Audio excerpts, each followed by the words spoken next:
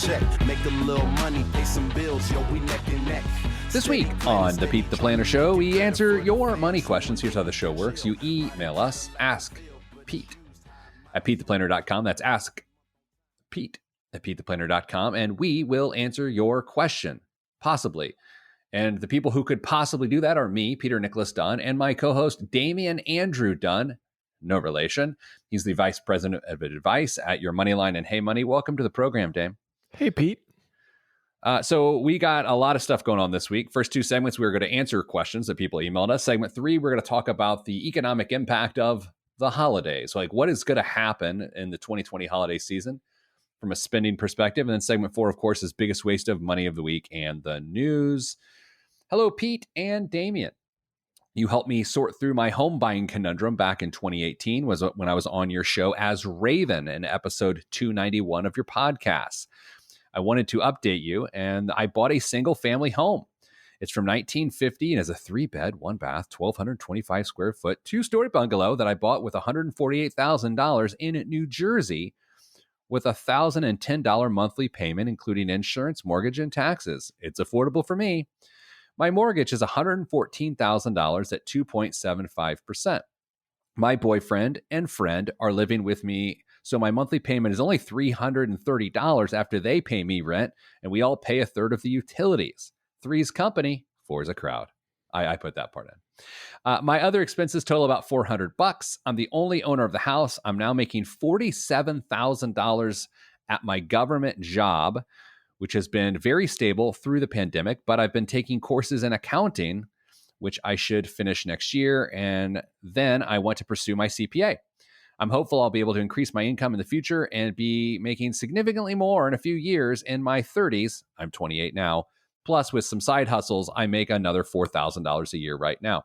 Dame, this is, my memory is not one that is considered to be good, but I do vaguely remember this situation from episode 291.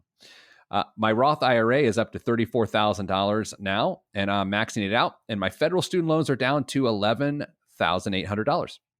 These are at 3.5% when it's not a pandemic. It's funny. After everything I've updated on the house, including new floors, a new roof, painting, and other projects, I have $51,000 left in my HYSA, which is a high yield savings account separate from my retirement savings. A 1-year emergency fund is about $20,000 to me. So what should I do with this other money? After the 0% interest period is done on the student loan, should I just wipe them out? My tuition for next year is only $2,800. My car should be good to go for another 2 to 3 years. Yada, yada, yada, yada. It goes on for another paragraph. But Dame, I think we have what we need to know going forward. So Dame, what does someone do when they put themselves into a brilliant housing situation? They live well within their means. They have an emergency fund. This person, Raven, as we called her on the show, is incredibly stable. And you and I value stability more than anything these days. What is a person like this to do? Man, I'm still trying to wrap my head around having 2 years worth of emergency fund just sitting there waiting to be used in a very beneficial way. Man, good on you, Raven. That's fantastic. However, you got some opportunities at this point, right? Yeah, it's interesting because the crux of what we talk about on this show a lot these days is there are people who've been greatly negatively impacted by what's going on with the recession and the pandemic. There are people who have not, but don't have stability. And there are people who have not, but have stability. She is what we call a group 3 around here. And when you're in a group 3, not only is it business as usual for you, it's time to go hunting. It is time to make hay. You choose the idiom you want. It's time to go and really take advantage of your stability. So there are a few options here for Raven. She could very well start paying down student loans as soon as the little deferment is over with. Start paying down student loans. Get rid of those. Get rid of that albatross around your neck potentially going forward. That way you are able to take advantage of other opportunities that are coming forward to you. Make sure that you're going to be able to take care of that Roth IRA for the foreseeable future as well. If you get a job that you really want to contribute to the 401k or the 403b, depending on what field it is, maybe you could use some of that money to live off of and max fund retirement accounts through your employer for that foreseeable future as well, and draw it down naturally instead of finding one specific thing to throw that money at. So that's another option for you as well. The best part about this is you don't have to rush into anything. You've Right. got all sorts of time and flexibility to take advantage of what opportunity you feel best suits you in the future. If nothing jumps up and says, hey, take care of me right now, you don't have to. Sit there, wait, and then take advantage of it when something becomes plainly obvious. See, that's the intersection of stability, flexibility, and the avoidance of complacency is where financial lives get really, really interesting. It is a good problem to have that, you've got no one barking up your tree asking for money. You've got no financial stress really, and you're not going backwards. Dame, she added some other elements in here that I skipped that I'm going to add back in now because they are interesting. She said that she's not really interested in contributing to her 401k at work because her company does not match and it's a really high cost option. So that would mean to you and I that a Roth IRA would continue to be a good option for her. However, on some level, yes, we don't like high cost 401ks around here. And whether your employer matches or not actually doesn't really matter to Dame and I. But it is a more tax advantaged way to save. You do get tax advantage by putting more money away, what is allowed through the IRS. So if you exhaust all your other possibilities, that can still end up being a good thing. She does note that, and I sent this to the team this week, there's talk of student loan forgiveness as not only part of the current administration, because it's a bill brought forth by Chuck Schumer and Elizabeth Warren, but the Biden campaign has floated the idea of $10,000 of potential student loan forgiveness too. So to your exact point, Dame, there's no hurry, because if that is at all possible, wouldn't you rather that wipe out the student loan debt than your own money? So maybe the lowest thing on my list right now is to wipe out that student loan debt as she starts to look at other options. Yeah, there's no rush. You've got everything in your advantage here at this point, Raven. If you want to sit and wait and see what comes, to see if there is some relief that's offered to student graduates with student loans, by all means, do it. If you want to chip away just because you feel like it's the right thing to do, I'm not going to stand in your way on that either. But you've got flexibility, you've got time. And to Pete's point, just because your 401k may be expensive doesn't mean there might not be less expensive options inside of it. So a Roth isn't going to give you that much power to save dollar-wise. Maybe you could find a couple cheap investments inside of the 401k and just sock away some extra cash too. It may not be the most efficient thing you've ever done with the money, but saving money now is going to pay off big time in the future. So a big part of the question, though, too, is she's got $51,000 in her high yield savings account and $20,000 is designated as her emergency fund. She could theoretically move $31,000 of that to be more efficient. And so the question was, does she use it to pay down student loans? I don't think so. I think she can start to get into what is technically called a non-qualified investment account or a brokerage account, low-cost index funds. She could use a financial advisor. She could go to an online platform like betterment.com or something like that to begin to learn to invest on a non-qualified basis. And if I were her and I was in this exact situation, that's what I would personally do, is probably open a non-qualified brokerage account. It doesn't have to be with all 30-some $1,000s, but it can be with some of it. So, Dame, let's do this. Let's take a break and pay some bills. I always hate when people say that. Anyway, we're gonna pay some bills. We're not. We're just gonna breathe for like 2 minutes and come back. And we've got another question from another listener, and then the holiday discussion. I'm Pete the Planner, and this is the Pete the Planner Show.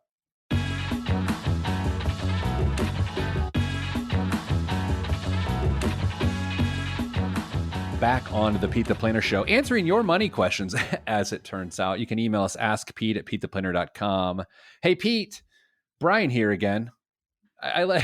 We've got 2 return visitors. The show's so good, we have people email us back, Dame. That's fantastic. And I still haven't changed the spelling of my name despite the pressure you've put on me. He spells it with a Y, and I'm not comfortable with that. My girlfriend and I, both 26, are currently leasing a 1-bedroom apartment in Westchester, New York. Our lease is up in February, and we are starting to evaluate our options for where to live next. We paid a premium to live in our current 750 square foot apartment at approximately $2,600 per month to be right near a train station as I was commuting to New York City daily. Man, I know what he's going to say next. I haven't read this yet, but you know what's coming, right? Yeah. However, my office has now been moved out to the burbs due to COVID. There you go. So I'll be working from home half the week and driving to the office the other half. This obviously changes our search criteria as we look for a new place. We definitely want more space given the fact that I'm going to be working from home. So I see our options as to either rent a 2-bedroom apartment or buy a starter home, townhome in the area. All right, Dame, here we go. Brian with a Y is firing up the options here. Option 1, apartment. I think we should get a gorgeous brand. Brian, did you have to throw in gorgeous apartment? I mean, like, come on, buddy. I think we could get a gorgeous brand new. I can't even go on. Like, the show might end. It's too much. It's too much. Okay, sorry. I think we could get a gorgeous brand new 2-bedroom apartment for $3,000 to $3,500 a month. Although, after listening to your last episode about the eviction moratorium, I'm holding out hope the prices will drop in the new year. I think this would be a great solution for us, although it'd be nice to have some more space and even a private outdoor space. Before I read option 2, Dame, I'm all in on the apartment market getting shaken, the rental market getting shaken up big time in January and February. I did some thinking about this actually fairly recently. If we saw what it was like 40% of renters expect to have some issues Yes. around the first of the year. They're not going anywhere. They're still going to need a place to live. So do you think there's just going to be this giant apartment swap that's going to go on, that they're going to get kicked out of one? And because there's going to be so much inventory, that landlords are going to look the other way about people getting evicted if they've got the cash potential new income with just a slightly lower rent that they can afford? All right. So we promise not to get morose in this show until possibly the 3rd segment. Well, that deal's out the window. Yeah. Well, that deal is out the window. Here's 2 things that I think will happen. I think we're going to have a massive homelessness issue in our country related to this. And number 2, I think the issue isn't that people's income or financial reality, renters' income or financial reality will change on January 1st. It's just that they won't be held to task for it until January 1st. And not only will they owe back rent for these 3-4 months that they're not paying rent, but then they're going to owe next month's rent. And that's why landlords are going to try to get someone who can pay in the building. And so that's why they will evict people. It is the one thing financially that scares me more than anything going on right now is the eviction moratorium ending in January. You brought it up. It's my fault. I'm sorry. Actually, everybody. Brian with a Y did. Yeah. But it's gorgeous. It's gorgeous. Option 2, townhome. A townhome in our area is going to run us at least $750,000 with 15% down, 3% interest, and rolling in taxes and HOA fees. The monthly payment would come to around $4,000 a month. I'm hesitant to commit to this monthly payment given the other unknown ad hoc costs of owning a home, such as maintenance, etc. I was then talking to someone who brought up the idea of going into an IO mortgage, given the fact that we do not plan to be in this home for more than 5 years or so. An IO mortgage, of course, is interest-only mortgage. The interest-only mortgage at 3.5% with all the same costs outlined would come to approximately $2,750 a month. So for this lower monthly payment, we could be foregoing any equity accumulation. The big risk I see here is that if property value decreases over our ownership, if the value stays the same, we pretty much rented the house and the value goes up, then great, we made some additional cash. My worry about this option is that the Westchester housing market has been flooded with demand since COVID due to people fleeing New York. Given that prices are up, I think it's a good time to go with the IO mortgage as our risk would be very sensitive to changes in the market. I definitely think renting is the right move at this time. Given everything going on, I would much prefer to buy something. I have a feeling you will tell me it's the same, but maybe it will stick more if I hear it from the best financial literacy advisors Indiana has to offer. Indiana, my knowledge is not held by the state in which I live. I'm sorry. Dame, I love this question so much. How did I let that sit unanswered in my email box for 2 weeks? I think it's just something that happens. I know we've had a relationship for a long time. So I hate interest-only mortgages with a passion. They led to the housing collapse of 2008 and 2009. I don't see, other than a cheaper monthly payment, any advantage to be had for them at this point because, okay, so demand's been great in Westchester. Fantastic. We just talked about a huge potential issue where the people are going to be not in houses and or apartments in potentially changing demographics of entire towns and cities. And I would not want to be tied into an interest only mortgage thinking the property values are probably going to go up and we'll walk away from this being okay. Brian with a Y, renting is the answer here for you. I think not only that, Dame, I think he should let things shake out even past February and ask his landlord for a month to month at the end of his rental period, because I'm not sure this situation, he can't lose in the sense that if he waits to rent, it's not like the rental market's going to get more expensive. The last segment, we were talking about flexibility and sort of the freedoms that come with flexibility. This has flexibility in it because he's not up against it. However, I think he needs more time to pass to see how things shake out. February is going to be pretty tight. Does he have to move out February 1st or the end of February? Do you know? I don't actually, I didn't get it. Yeah, I didn't share it with you because I'm a professional. I want to see if I can find that because our lease is up in February. So that makes me think at the end of February, right? Sure. You think those additional 28 days are really going to matter? 4 weeks? I mean, we are currently in a time where every 48 hours, I feel like we know more, and then we realize how little we know, and then it stretches out even more. I think in this specific case, I'd rather have the extra 4 weeks than not have the 4 weeks. Like you said, I don't anticipate there being some incredibly fast recovery in the rental markets for landlords. So there's going to be plenty of inventory out there for him to choose from, whether it's a gorgeous apartment or whether it's just a moderately attractive apartment. My man is literally watching this segment live right now, and he I saw you flash it up there. But then I always remember, like, we're doing financial stuff, so I don't want to expose people. All right, so Brian with a Y, unfortunate spelling. Here's what I think you should do. I think you should go to your landlord within the next few weeks and just say, look, we understand our leases come up in February, but we're really just trying to get our options. Is a month to month on the table for any reason? Even if the person says no, that's fine. I just, the more time that passes, the better here, Dame. If you go to your landlord and they say, yeah, a month to month is on the table, but they want to charge you a little bit more, don't take it right away. See if they'll just continue to let you skate on what you normally pay, because there's going to be inventory and they're going to need renters. Look at you reading that hostage negotiation book, and now you're the big wizard. I love it. No? I do what I can. All right, coming up after the break, the holiday discussion that I've been dreading. That makes you want to listen. I'm Pete the Planner, and this is the show.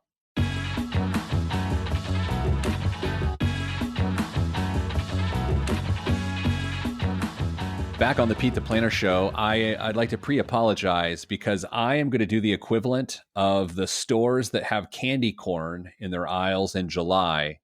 That's right. I'm pushing us ahead to the holiday season. I am human candy corn. Peter Dunn, Pete the Planner, joined by Damian Dunn. Dame, so I've been thinking about the holidays this week, and I've been thinking about my personal feeling of the economic chaos that's coming our way in November, December. Whether you share that opinion or not, it doesn't necessarily concern me. I don't think my holiday opinion is affected by my chaos theory of November, December. However, I do think the holidays are going to be an interesting time. People are not going to travel as much. People are not going to dine out and have big, fabulous parties as much. So that's to say some aspect of their spending that gets pumped into the economy will go away. The real question I want to know is, do you think, and you can assign percentages to these three groups if you find it to be helpful, will people spend what they normally spend for the holiday season in terms of gift buying and all of this? Will they spend more because they're so frustrated that they want to give their loved ones a enhanced experience at the end of 2020? Or will they spend less out of prudence / fear? What do you think? I think 10 to 20% of people will spend less. 10 to 20% will spend less. 10 to 20. Okay. I'm keeping track of the math here. 60% will spend roughly the same, which is probably more than they should anyway. Okay. Yeah, that's a good point. And then the remainder, the 10 to 20% remainder will, I guess it has to be 20%. 20%, 20, 60, 20 will spend more to try and compensate for school changes and sports seasons that were all messed up and not being able to see grandma and grandpa, and the grandma and grandpa are going to make up for it by spending more for their grandkids too. I think this is a season ripe for people making really well-intentioned but horrible financial decisions this year. All right. I don't like to talk about work on this show, like the work we actually do, for lots of reasons, confidentiality, and the show is not meant to plug the work we do. And I think that's the worst radio ever when people do that. But I want to share a comment. I was talking about this week on a live event that we do for our clients. And someone said, for years, I'm paraphrasing everybody, for years, I felt our family loses control over the holiday, our extended family, that we spend too much on each other for people who don't need anything. So much so that in recent years, my family has adopted a $200 per gift or per person minimum that you must spend on people in the family. And the question was, how do you convince that mentality that it is incredibly misguided? Who does that? I don't know. I think you and I have seen a lot financially, and we try not to judge, and we certainly observe, and we empathize with people's thoughts. But that's a really tough perspective to empathize with. Is it the J.R. Ewing's family in Dallas? It's a timely reference. It's the best I got, man. I was trying to think of really, I don't know. It was where I went. Some 48-year-old guy's like, yeah, J.R. Whatever. We reach all demographics. Barely. Isn't that, I mean, so that's wild. First of all, I mean, I always teeter on, is it appropriate for me to say something is inappropriate? But that seems wildly inappropriate. You know, there's at least one member of that family that genuinely can't afford to do that. No way. For whatever reason, whether it's they're in a bad spot or they just don't make enough money to be able to swing $200, whatever it is. And then they don't want to be there. They feel bad. They feel embarrassed, or they do it anyway. And they know they've got consequences they're going to have to deal with maybe for months afterwards, trying to take care of this token of appreciation that they're sending somebody else. If they're lucky, they get a $200 gift card they can use somewhere else to offset the $200 they spent on somebody else, and it comes out as a wash. But my goodness, that seems a little contrary to the real meaning that we all try and find in that season. I think this year more than ever, we need to account for the fact that people in our lives may be struggling, and there may be some unspoken pain. And now is a good time to reevaluate your family gift giving policy, because there are people in your extended family who are struggling and they just don't want to tell you. And there are people in your family who are struggling and they don't actually realize they're struggling. And you could be doing them a huge, huge favor by taking that pressure off of them. For what it's worth, and believe me, this comment's worth nothing. I've been a proponent for a very long time within my own extended family. I said our, like we're related, but we're not. My own extended family, like I don't don't buy me anything. Like I don't want anything, primarily because I'm picky and I don't want to return it. But I don't know, Dame. I think there's so many people that are going to be in pain this holiday season. Think about this. Different churches and whatnot adopt families for Christmas, and the gift giving trees and all these sorts of things. I saw something the other day. 50 million people in the United States are receiving food assistance right now. So what are those gift giving trees looking like? And I know it's early. I mean, it's mid-September and we're in this conversation, but I think it's going to be a wild holiday season. And I'm almost nervous that if retailers are able to do normal numbers, that would actually make me sad. I was just about to say, if we're having this conversation now, retailers have been talking about it for 3, 4, 6 months at this point, trying to figure out how they're going to deal with the ramifications, because this is where they make their bank. This is where they have a good year or not. And if people can't spend money or shouldn't spend money and don't, they're in trouble. And so they're going to be throwing everything they can at the wall to try and tempt every dollar out of your wallet that they can in order to make a good year happen for them. So it's going to be really challenging this winter for a number of families to do the financially right thing and just keep things conservative this year with your gift giving. I think families got to start having that conversation now to try to find what's the best way as a family we can find meaning in this holiday season, to find that comfort that we always look for that doesn't involve hundreds, if not thousands of dollars of exchanged gifts. Jameson, who's watching along on Facebook, brings up a point I was about to bring up. There's a lot of retailers that have already said they're closing for Thanksgiving and Black Friday this year. Simon Malls announced that they're staying closed for Thanksgiving. I believe Home Depot, I don't want to start naming these because I don't want to be wrong, but I know Simon Mall had a policy around that. I think back to retailers for a second, any retailer that does not have a robust e-commerce plan in place right now for year end better be working 24 hours a day to do it, because I think brick and mortar retailers, especially small gift shops, oh man, I'm getting upset. I shouldn't have done this. The local stores that kind of give your hometown the little bit of culture that it may have, I'm feeling bad for them already. I mean, if you are in a position where you can spend a little bit of money on gifts this year, is a fantastic time to try and figure out how to spend that money locally, because those people are going to need it and your town's going to need it. So look local first, for sure. I mean, we often joke that every day seems like it's got a name after Thanksgiving, Black Friday and Small Business Saturday and going, think local. Dame, I know that I've taken us into a dark place with this segment, but I'm going to try to redeem myself by possibly publicly announcing here today that I'm considering buying you a share of a racehorse this year for Christmas so that you may benefit from its procreation. Coming up after the break, biggest waste of money of the week and the news right here on the Pete the Planner Show. I'm Pete the Planner.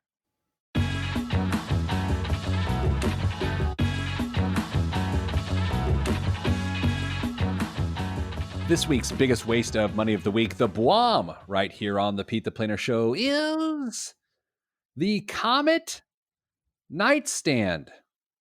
The Comet Nightstand. Here's what that means, Dame. It means that people can purchase a nightstand that's got all sorts of stuff involved with it. Once reserved for nothing more than a book and a drink, nightstands have become catch-alls for everything from gadgets and remotes to bedroom essentials. The Comet acknowledges this and packs in features to meet modern demands. It has an integrated touchscreen on top to control common smart home features, as well as a Qi-enabled wireless charging top surface. Rotate the top over, and you'll find a split chamber with an internal cooler for beverages on one side and a storage area on the other.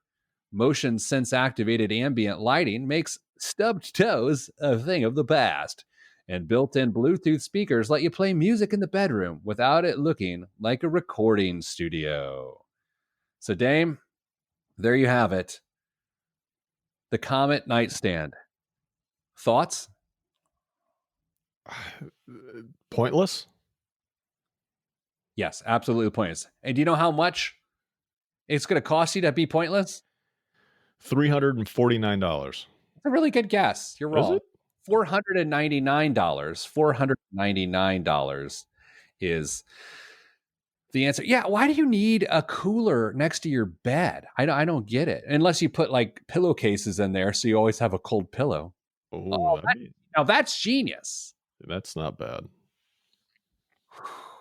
Dame, this week in current events, there's a lot going on in the financial world this week. And most of the current events that our team put together for this week, they're not great, including Dave & Buster's sinks 26% this week on bankruptcy threat. Dame, it's really hard to go play Pop-A-Shot and skee ball with your kids when, well, that area seems ripe for the spread of a pandemic, no? This is a business that was destined to suffer in times of pandemic. You can't take your kids, even as bad as you might want to enjoy that $10 domestic draft at the bar while your kids are off running around. Just not going to happen. So yeah, Dave & Buster's, fun place, not a great business model right now. My son loves Dave & Buster's. I took TD to Dave & Buster's last time he and I were in Indy, and he doesn't stop asking when we can go back, because as far as he's concerned, it's just on the other side of Fort Wayne. So, you know, in other sad news, and our good friend Gold Star Gale brings this one up, and it's something I've sort of thought about, but I haven't let my mind go there yet. But man, as always, she's right. Americans rack up $45 billion worth of medical debt in collections. And coming out of this period of time where people are losing jobs, losing benefits, their benefits change to a lesser type of care. So then they have more out-of-pocket costs themselves, which they can't pay. Dame, of all the other emergencies we're dealing with, the medical debt catastrophe of 2020 is well on its way. When you are faced with some really tough decisions, keep the lights on, pay your hospital bill. You're going to keep the lights on. I mean, it's natural for these types of debts to fall to the bottom of the totem pole when income is limited. So yeah, you're exactly right. Things change, plans change, coverage changes. You get sick, you get hurt, you got to go get it taken care of, but there's no way to take care to pay for the bill. So it's just another way that Americans are being forced into an absolutely horrible, untenable position. And hopefully there's some kind of solution, some kind of assistance that we can get through some legislative efforts for this, because a lot of these debts are going to absolutely crush families. You know, I think one of the big challenges going forward, if there is some semblance of relief, just in the way the eviction moratorium creates a degree of relief, Dame, unless there's money on the line from the government to make the other party whole, then is it relief? Because then it's just making it someone else's problem. Jameson's right on Facebook, by the way. We're slipping back into the Pete the Downer show. I know, but it's the reality of the times. That's so true. Dame, you know, I came across a tweet that a tweet thread that I put out in early March, and I wanted to go through it now because it was an attempt to paint the picture of what's going to happen going forward. So this was on March 14th of 2020. Okay. On March 16th was the day most people remember as, oh my God, this is real. Just so you know, Monday, March 16th was the day most people were working from home, and it was all very real. So here's I'm quoting myself, my own Twitter thread here. I hate to do this on a Saturday, but I'm not quite sure people understand how much trouble the economy is in. To begin, all these canceled events lead to canceled hotels, flights, meals, etc. You know this, but you may not realize the tax revenue generated from these things. So not only are workers in the hospitality and travel industry struggling, but so will the municipalities which depend on the tax revenue those industries generate. This means either local governments will have to make giant cuts or go deeper into debt. Additionally, consumer confidence has plummeted. No one is out car shopping, hanging out at the malls, or buying anything other than consumables. and homes, by the way, but that is an addendum. This lack of sales tax is also a problem and exacerbates the problem. Hiring and spending freezes have already begun at both small and large businesses as we get closer to new college grads flooding the job market in May. Usually these grads rely on hourly, hospitality or gig economy wages when they can't find work in their area of study. Those jobs and gigs currently do not exist and won't exist for some time. First student loan payments for new college grads are typically due 6 months after graduation. As you can imagine, the math and timing there is a problem. Pension funds and endowments rely heavily on yield from T-bills and corporate bonds, which are currently experiencing brutally low rates. This means pension systems could fail even more than usual, and university endowments could suffer, thus increasing the cost of college. Yes, I'm concerned about the virus and its impact on humanity, but the economic impact of this period in history is still being widely ignored. Buy all the TP you want, yet if you're not spending time putting together a plan for financial preparedness, you're going to get swallowed whole. Dame, that was on March 14th. Holy moly, buddy. Yeah, you did a nice job with that one. And by nice, I mean horribly accurate. Okay, I know we're in a downer place right now, and we have 2 minutes left in the show, but I do, and you and I have not got to talk much this week, which is actually the worst part of my week. You and I have talked once prior to this show today, which makes me upset. That's my fault, by the way. Where are you on this November, December economy catastrophe thing? Do you buy my theory? Do you understand my theory? I think so. Okay. I tend to agree with you that things are going to get really tight. Like we saw this again at the beginning when this all started in March, that there's a group of people largely untouched, but a bigger group of people that really felt it. Unfortunately, that's going to replay itself the way I see it coming in November, December, January, February. There's still going to be a group of people that are going to kind of skate through this relatively unscathed, but the same people that just took it in the chops earlier this year, it's going to happen all over again, and they are going to get it twice in a 12-month period. I do have a small piece of good news. Maybe it's not news. It's just a prediction. I do think, whereas the last several weeks, I thought there's no way there's going to be another stimulus bill. I've gone back the other way. I think there will be a degree of stimulus. So whether it helps the average family afford to receive another $3,400, I don't really know. But part of that stimulus plan, if it does happen, will include additional enhanced unemployment benefits, which makes me feel really good for the people suffering. Most of my apprehension about the economy in November, December revolve around the election, not about who gets elected. And I don't want to say I don't care about that one way or the other, but I don't think that impacts where the market goes. I think it's going to be the uncertainty of who the winner is.